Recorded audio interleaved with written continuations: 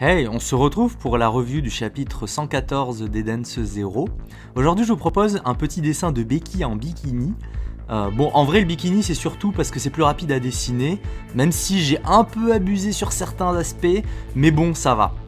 J'ai pris 1h34 pour ce dessin. On reprend avec l'attaque du robot géant contre notre team, qui se fait éclater assez rapidement, ainsi que tout le reste de l'assaut qui a suivi.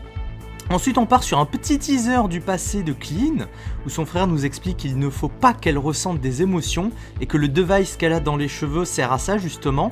Et apparemment, elle aurait vécu un passé assez dramatique, et c'est donc pour ça que son frère va demander à Sister Avery de ne pas lui poser des questions sur son passé, parce que ça risquerait de lui éveiller certains souvenirs, et à cause de sa maladie, ça pourrait peut-être même la tuer. Sachant que dans Eden Zero, on est pas mal habitué au background assez dramatique, je pense que le jour où on apprendra ce qui s'est passé, ça va faire pleurer dans les chaumières. On revient ensuite sur la team principale qui découvre que pas tous les robots ont été touchés par le hack de Ziggy.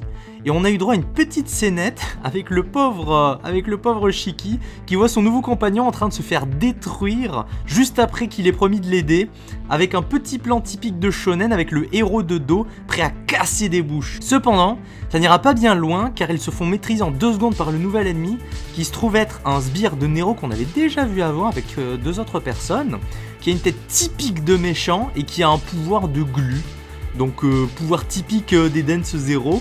J'espère ne pas voir de trucs dégueulasses, ou peut-être que j'espère en voir, je ne sais pas, bon bref. De ce qu'on a vu, tout le pouvoir de glu sort du bâton de Mora, donc le nouvel ennemi. Donc ça voudrait peut-être dire que le personnage n'a pas de pouvoir en lui-même. La solution sera donc peut-être de détourner son attention pendant qu'on lui retire son arme pour qu'il devienne ainsi inoffensif. Mais bon, on verra au prochain chapitre. Petite note concernant le dessin du chapitre qui m'a paru assez différent d'habitude. Il y avait pas mal de cases où les personnages avaient l'air d'avoir un peu changé, et certaines cases même qui faisaient très cartoon.